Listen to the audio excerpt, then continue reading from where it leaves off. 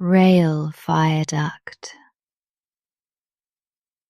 Tonight we visit an old rail viaduct, an unused line that runs high above soft green valleys. We will follow the quiet tracks across the arches, noticing the small details that live along this empty path in the evening light. At the edge of the small town, a narrow path of cracked asphalt leads towards the old rail viaduct. The line has been closed for years, but the rails still stretch out above the green valleys. A quiet balcony looking down on fields and trees. You follow the path as it rises gently between allotment gardens, where wooden sheds lean at odd angles and tomato plants climb on string. On one side, someone has planted a row of sunflowers, their heads now heavy and bowed, with seeds dark and neat in the spirals of their faces. On the other, blackberry brambles spill over a wire fence, leaves glossy and full, the last berries shriveled like small buttons. Ahead, the bulk of the viaduct comes into view, stone arches stepping across the valley in calm, even strides. The brickwork is mottled with lichen and moss, grey and soft green, and the dull orange of old iron stains. Above the arches, you can see the straight horizontal line of the track bed, a thin dark strip against the paler sky. As you come closer, the sounds of the town fall away behind you, until all you hear is the faint rush of distant traffic and the gentle breath of the wind in the hedges. A set of concrete steps climbs up to the track, their edges chipped and rounded from years of shoes and boots. Tufts of grass sprout from the cracks, fine blades catching small beads of moisture left from an earlier shower.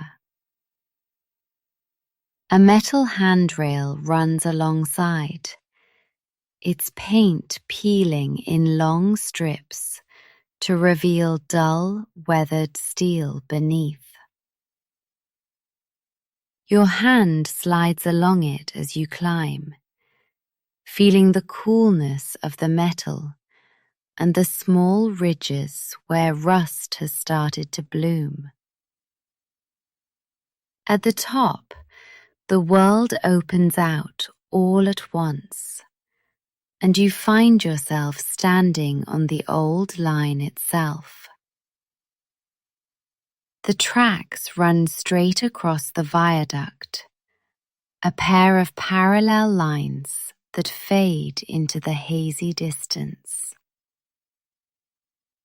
Crushed stone ballast lies between the sleepers, mixed now with soil and fallen leaves, and fragments of brown bottle glass.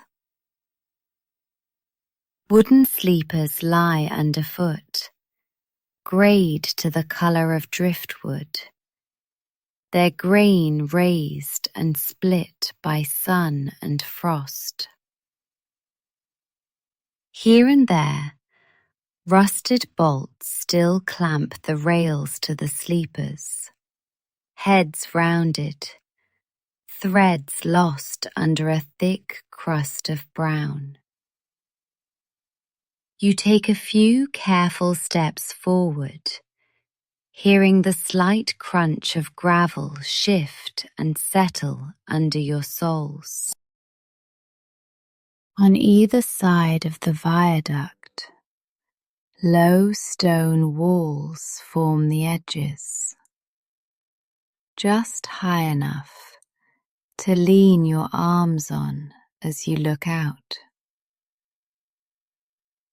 Below, the valley spreads like a shallow bowl, lined with patchwork fields in different shades of green and gold. A river curves lazily through the middle, its surface smooth in some stretches and ruffled in others where it passes over stones. Small groups of cows stand in one meadow, their shapes soft and rounded from this height, tails swishing slowly at flies. In another, rolls of hay lie scattered like giant coins, their spiral patterns darkening toward the center.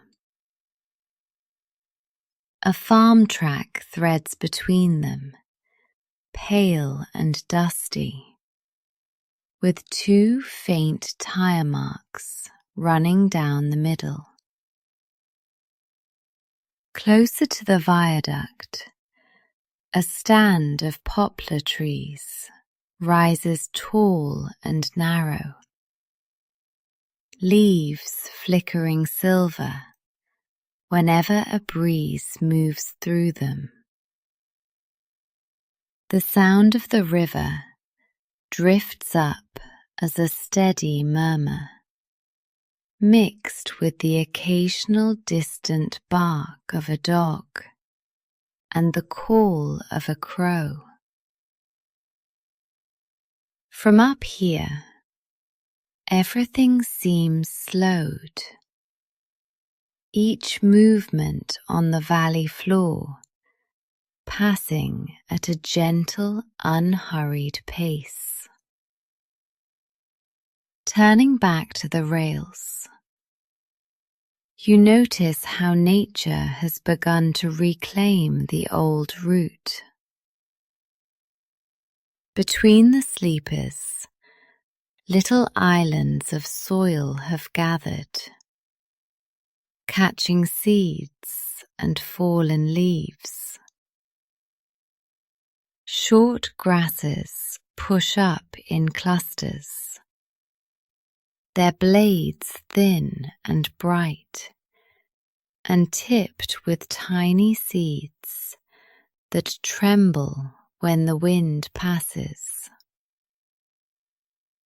Soft tufts of moss cling to the shaded sides of the sleepers, thick and spongy under your fingertips if you reach down to touch. Here and there, delicate wildflowers have taken root. Small white stars of chickweed, yellow dandelions with frayed edges, and low purple clover with round, fuzzy heads. A line of ants uses one length of rail as a highway, each insect following the next in a narrow, shimmering column. They curve around fallen petals and fragments of stone, carrying crumbs and bits of leaf back toward a hidden nest near the viaduct wall. On the sunlit side of the rail, a ladybird pauses. Bright red shell dotted with black. Its tiny legs feeling along the rough, rusted surface. The whole line feels alive in a quiet way, full of small, patient activity. A little further along, an old signal post still stands, leaning slightly, as though tired from holding its position for so long. Its metal ladder is streaked with rust, and the rungs are spaced in a regular rhythm up to the square platform near the top. The signal arm itself is frozen halfway between positions. Red paint faded to a dull rose, and the white stripe along its length scuffed and grey. A glass lens sits in the signal's housing, cloudy now, with a fine web cracked across one corner, like ice on a puddle.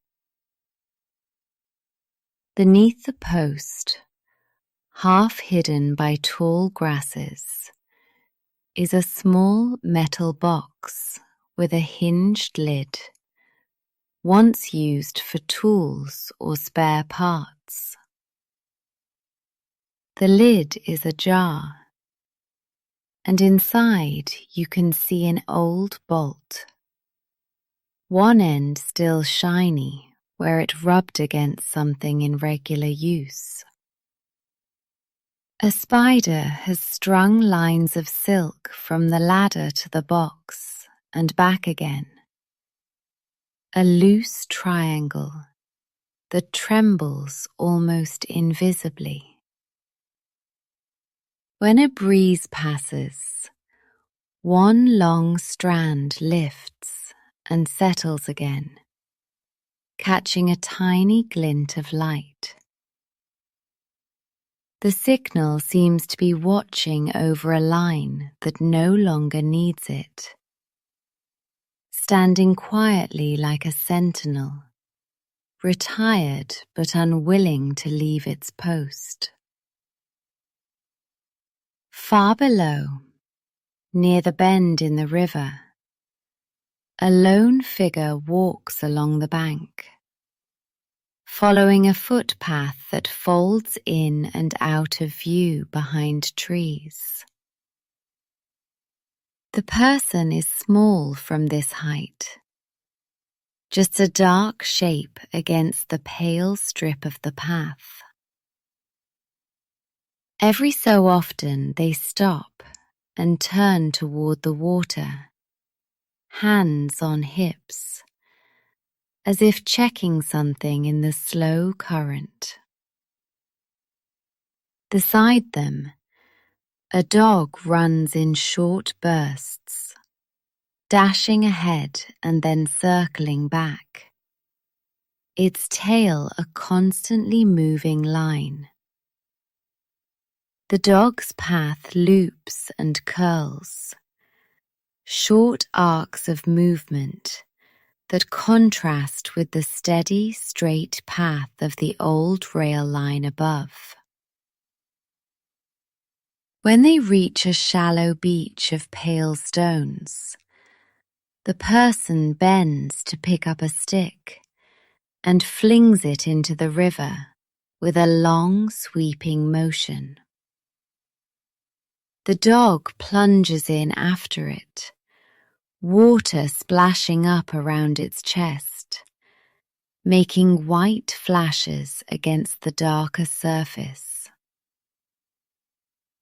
From the viaduct, you can see tiny rings spreading outward where the stick lands, and tiny droplets catching the light as the dog shakes itself.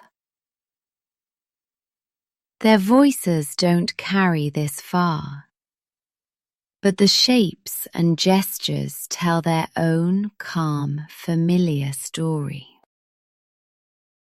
At one end of the viaduct, the line runs straight toward a dark tunnel mouth cut into the hillside. The entrance is framed with blocks of dressed stone, corners sharp, but softened by patches of moss and fern. Around the arch, ivy has climbed down from the top of the hill, trailing long ropes of green that brush the old brick. Inside, the tunnel is a single deep shade, like a piece of night that lingers here even in daytime. A cool breath of air drifts out from it, carrying a faint smell of damp earth and old coal dust. Water has seeped down the interior walls over the years, and now gathers at the entrance in a shallow, irregular puddle. Thin ferns grow out of hairline cracks near the base, their fronds pressed flat against the stone when the wind shifts direction. You can just make out the curve of the rail as it disappears into the darkness. A smooth, faintly reflective line between the sleepers. Somewhere within, a single drop of water falls from the ceiling in slow, steady intervals, making a soft ticking sound that echoes for a moment and fades. Swallows have built nests under the sheltered lip of the tunnel.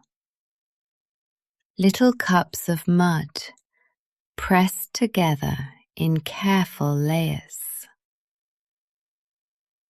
Their nests sit in a row, spaced almost evenly, each with a small round opening where the birds slip in and out. From time to time, a swallow emerges in a short burst of motion, wings beating fast as it arcs out over the valley. It skims just above the treetops, turning sharply to catch insects in mid-air, then swings back toward the tunnel entrance. Up close, you can see the subtle blue sheen on its feathers, a dark gloss that catches hints of sky as it turns. When it returns to the nest, it slows at the last instant, feet reaching for the rough brick just below the entrance. There is a quick rustle and a faint high chirp from within, as unseen nestlings shift and call. The tunnel mouth, once a passageway for loud, heavy trains, now serves as a quiet ledge for these light, quick forms. You watch their patterns for a while, the same paths repeated again and again, until they become part of the steady rhythm of the place.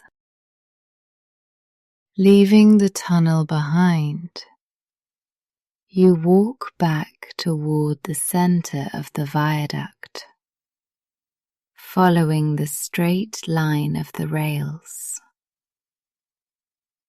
Every few steps, you hear the gentle clink of ballast shifting,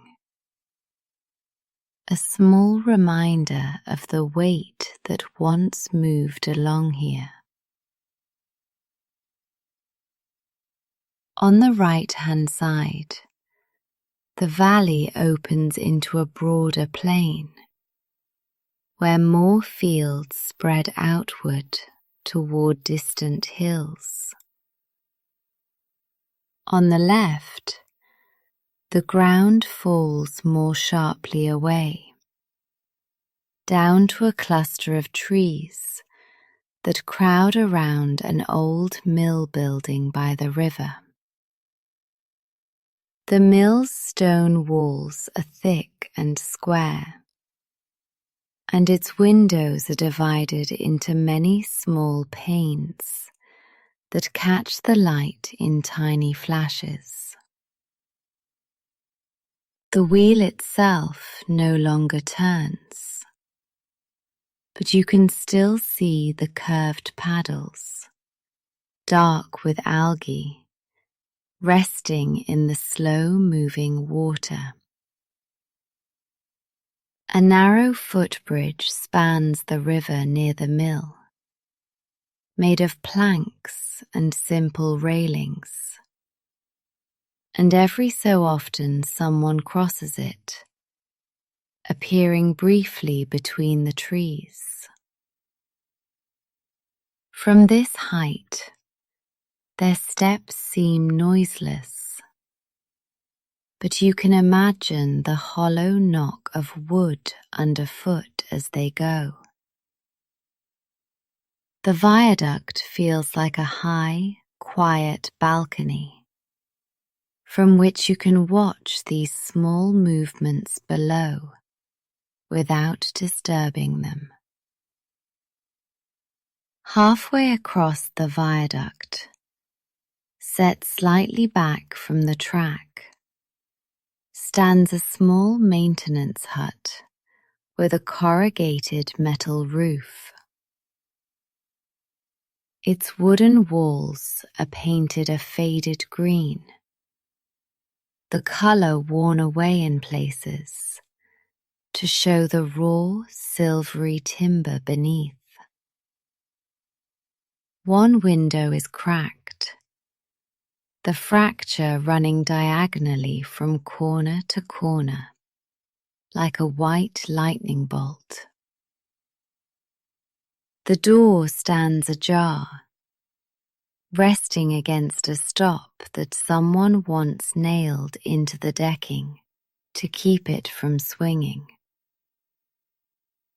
Inside, dust lies on everything in a thin, even layer, dulling the surfaces of a wooden bench and a set of hooks on the wall. On the bench, a metal mug rests beside an old enamel teapot, both stained with rings of long-dried tea. A paper timetable curls on a nail, edges browned, its rows of numbers still faintly legible against the yellowed surface. In one corner, a metal stove squats on short legs, its small door rusted open, revealing a bed of ash that has not been disturbed in many years. Through the open doorway, you can see the rails, framed like a picture, with a slice of valley and sky beyond. The hut feels like a paused moment, held here on the viaduct, as if the workers have only stepped out for a longer than expected break. Above the line, the sky is clear and high, with a few thin clouds stretched out in long pale streaks. The sun has started to move lower, tilting the light so that it slides along the rails and picks out every ridge of the sleepers. Where the line once carried power cables, empty brackets still stand, simple metal shapes reaching into the air. Some of them hold leftover insulators, dull white cylinders with shallow grooves, stained by rain and years of dust. A single length of cable remains, sagging slightly between two poles, and a pair of small birds use it as a perch. They sit a short distance apart, facing in the same direction, feathers ruffling gently in the breeze. Every now and then, one flutters down to the viaduct edge, hops along the parapet stones, and then returns to the cable again. Their movements are small and self-contained, set against the wide open space of the sky and valley. As the light softens, the colours of the landscape deepen, greens becoming richer, and the river taking on a more silvery tone. You find a clear stretch of sleeper and sit down, legs crossed between the rails, feeling the rough wood under your palms. The sleeper holds traces of warmth from the day's sun, stored in its thick grain and slowly releasing into the cooler air. Tiny fragments of stone press through the fabric of your clothing, but they are small and rounded, more a reminder of the surface than a discomfort. From this lower angle, the rails rise on either side of you like narrow rust-coloured ridges. You can see the flakes of oxidized metal where the surface has lifted, leaving delicate curls that catch on your fingertips if you brush them. Small drifts of dry leaves have gathered in the hollows between sleepers, curled and brittle, moving slightly whenever the air stirs. Somewhere beneath them, a cricket begins to chirp, a thin, steady note that blends with the murmur from the valley below. The smell here is a mix of dry wood, old iron, and the green freshness of the plants that have pushed their way up through the ballast. You sit quietly, and let these small details settle around you, like separate pieces of a scene fitting together. As the evening moves on, shadows lengthen across the viaduct and begin to stretch down the valley sides. Under the arches below, the first bats emerge, slipping out from cracks in the stone where they have been folded during the day. They fly low at first, skimming along the line of the river, where insects gather in the cooling air. From above, their paths look like quick, dark loops and zigs, crossing and recrossing in loose patterns. Every so often, one rises higher, passing up close to the underside of the viaduct, wings whispering faintly as it turns. Their bodies are small and compact, fur dark against the paler sky, and their wings are thin enough that you can imagine the texture of stretched skin over bone. They vanish into the dusk as quickly as they appear, disappearing against the darkened face of the hill, then flashing again against the remaining band of light over the horizon. Between their flights, the valley itself seems to draw in, details softening as colour drains slowly from the fields. Up on the viaduct, the old rails hold the last streaks of daylight, narrow lines of brown and orange that fade as the sun moves lower. In the distance, where the valley widens, the first lights of the village begin to flicker on.